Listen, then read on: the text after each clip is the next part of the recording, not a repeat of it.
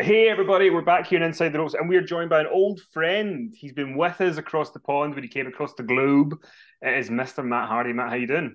Very good. How are you, Kenny? I'm good. It's good to talk to you. I mean, we're talking here Thanks. in 2022. We're talking here, and I mean, I don't know if there's been a crazier year in pro wrestling, but you are way more educated to tell me that than anybody else. Where does 2022 weigh up to you just as a whole in wrestling? It has definitely been a wild year, and just even, I mean, the last 3 years have been insane.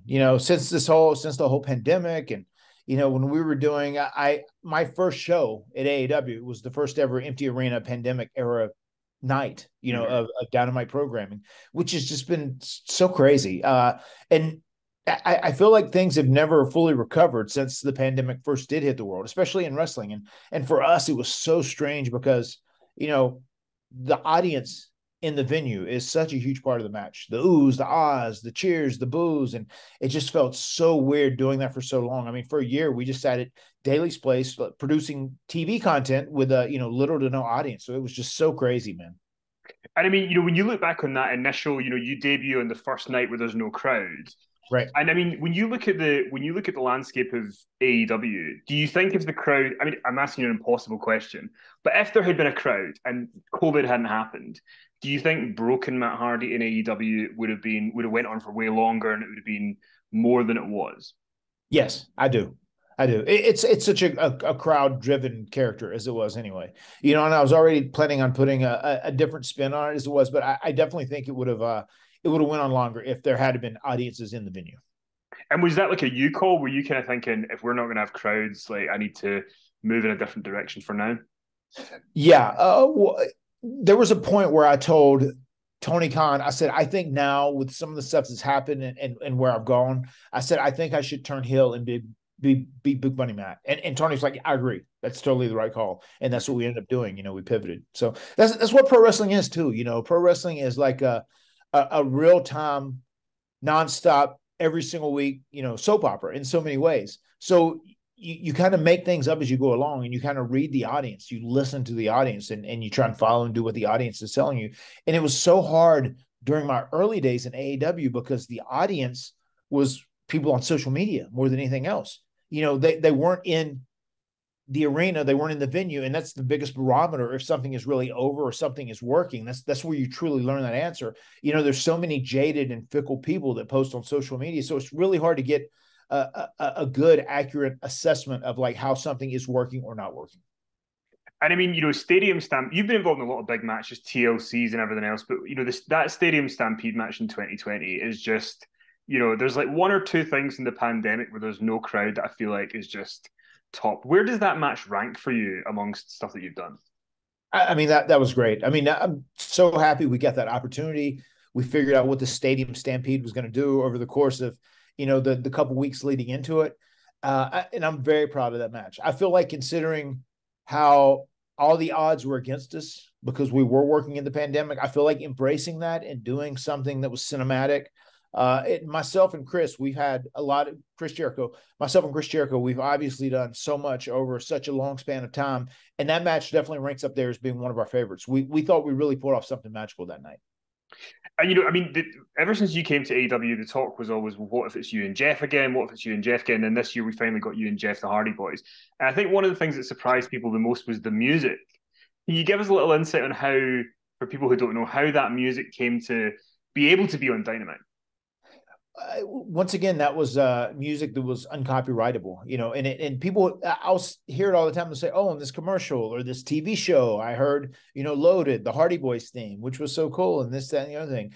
And we knew that was something that the WWE obviously didn't own.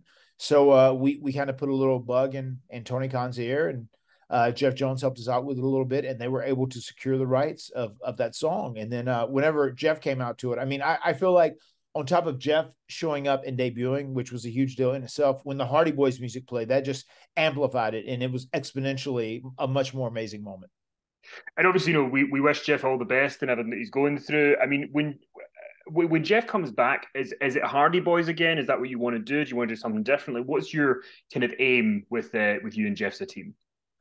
Yes, I mean, I would like to, go out as the Hardy Boys. That's kind of how we came in, and I think we would like to go out on that note, and we would like to do everything that we can in AEW together, obviously. It was really interesting for me. Once again, very, very frustrating. Starting in COVID was very frustrating. Once Jeff and I really started to get our feet underneath us as the Hardy Boys, things happened, which was very frustrating. And I was just kind of lost at that time. So I ended up doing, kind of pitch a thing to reunite and reconcile with Private Party. And that's currently what we've been doing. And we've been doing a lot of content that hasn't necessarily lived on the TV programming all the time, which has been, it has here and there. The stuff now that me getting them away from Andrade, and now that Ethan Page has bought their contract, and I'm trying to make things right with them, and we're reunited, and now we're under the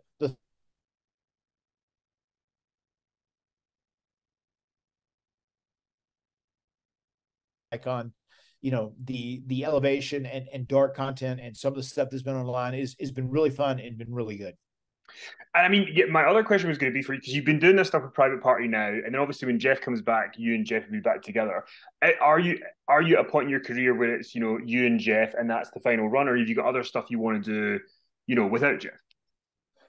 I mean, I definitely want to have a great run here in AEW with Jeff, and that is my goal. Whenever that happens, it happens. But until then, I am happy that I'm keeping my time busy and actually involved in a story on programming, the stuff that I'm doing with Private Party. And Private Party, once again, they're I feel like they're growing a lot, and they're going to get a lot of good out of this too. And that's been one of my biggest objectives since day one. I mean, I wanted to give back to younger talent and do everything that I can to help develop them and build them. And I'm super proud of how far these guys have came since I first met them. Well, before I let you go, I did want to ask you about one thing from the past. Obviously, you do your Extreme Life podcast all the time. People can hear about your career. And a moment that happened about 20 years ago now, that you were involved in, was the Scott Steiner Survivor Series debut, where you and Chris Nowinski were out there. A Raw and a SmackDown guy got along. What are your memories of that segment? Because it's an all-time classic segment in Madison Square Garden. My favorite memory out there is just using the word "lupid," because I remember we were saying they're losers. People, New Yorkers, they're losers and they're stupid. And I said, let's use some mattitude. Let's call them lupid, and we can we can meet in the middle. I did enjoy that segment. I liked working with Chris Nowinski at that time. I thought he was really good at what he did. And it's crazy now that he's the the concussion expert, and he's changing the game in so many ways. Good for him. He's doing a great job. It was just an amazing reaction when Scott came out, how excited people were. And, we just did our deal with him and obviously put him over, tried to make him like $1 million. That was our goal at the end of that night. It's real cool when you have those moments like that, when there's these special returns and it gets the crowd. Those moments are like far and few in pro wrestling, but that was one of those moments. Like Scott Steiner comes out, the fans are legitimately excited. They're going nuts. And it was very cool and special to be in the ring that night and watch it, from a very front row perspective. It also reminds me how, like, guys tell me all the time, like Enzo and Cass, or, the Bullet Club, Carl Anderson, Luke Gallows, even Claudio Sheamus, that it was so cool for them to be in the ring whenever we returned, at WrestleMania 33. And that was just an insane reaction. It's really rare when you get those moments when someone shows up and it really legitimately shocks and surprises the crowd. And I was just very happy to be involved in that moment. It's kind of a cool full circle moment that you were kind of the guy to help the returning guy, and then later on you're one of the returning guys who people went crazy for. So yeah, I mean, it always is. I mean, in a lot of ways, pro wrestling is a flat circle when it comes to that. Well, listen, Matt, I want to wish you the best in AEW. Looking forward to seeing what you do next, and of course with the podcast. Thank you. Vince, a team of psychiatrists could spend a career working on Vince McMahon, and in the end, Vince would still be Vince, and the psychiatrist would be in a rubber room at the Puzzle Factory.